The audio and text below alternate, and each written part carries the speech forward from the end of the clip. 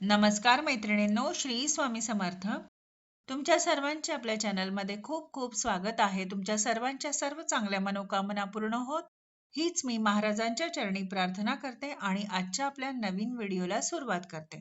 तर आजचा आपला विषय असा आहे की 15 जानेवारीला मकर संक्रांत आहे आणि संक्रांतीचा उत्सव हा निसर्गाचा उत्सव आहे. पौष महिन्यात सूर्य मकर राशीत प्रवेश करतो, म्हणून या उत्सवाला मकर संक्रांत असे म्हणतात. सूर्य आपली पृथ्वीकडील परिभ्रमणाची दिशा बदलतो, तो उत्तरेकडे सरकत असतो आणि म्हणून त्या काळाला उत्तरायणही म्हणतात.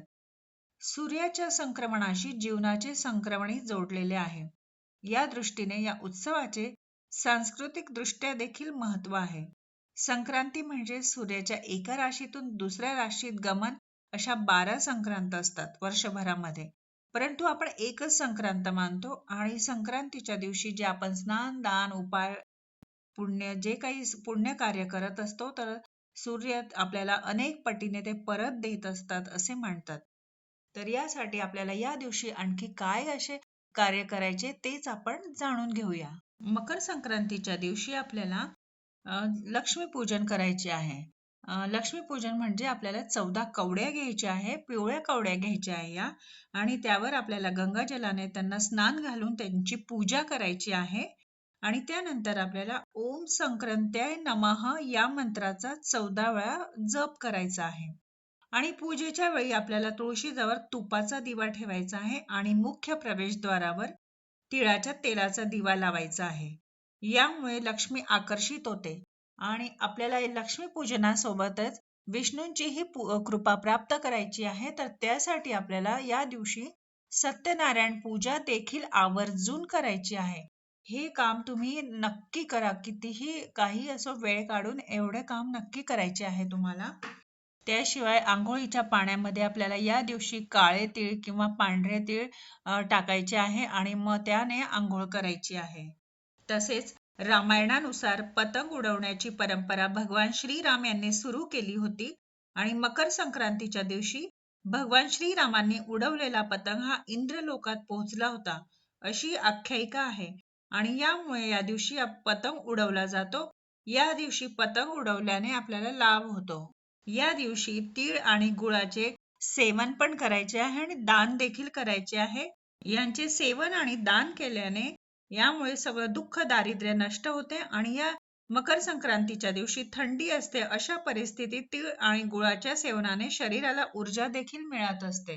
मकर संक्रांतीच्या दिवशी आपल्याला सूर्य आणि शनिदेवाची देखील पूजा करायची आहे. सूर्याची पूजा केल्याने करिअरमध्ये लाभ होतो आणि शनिदेवाची पूजा केल्यामुळे संकटे दूर होत असतात.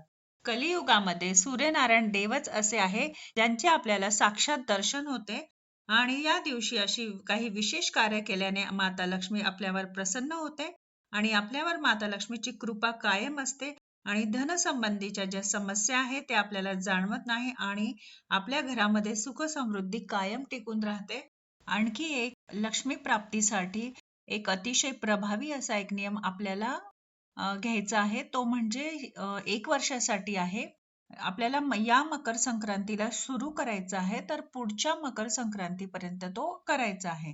तर तो म्हणजे आपल्याला रोज उंबरठ्याचे पूजन करायचे आहे.